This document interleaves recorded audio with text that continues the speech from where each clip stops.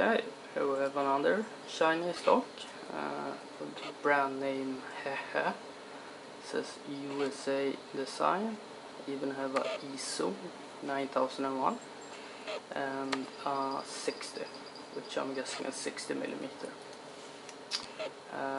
It's a solid padlock, so I have not messed with it in any way.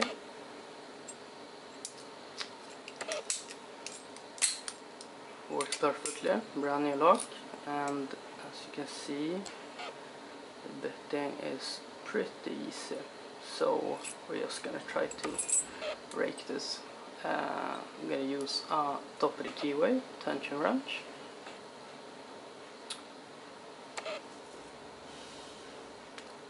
And I'm just gonna push in like this homemade rake.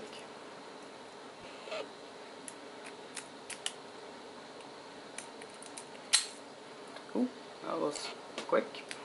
Well, no security pins there. So yeah, still works.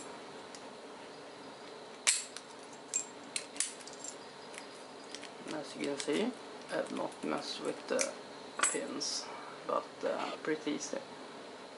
Yeah, so there you have it. HEHE Usa Design, ISO 9001. So the name speaks for itself. There you go.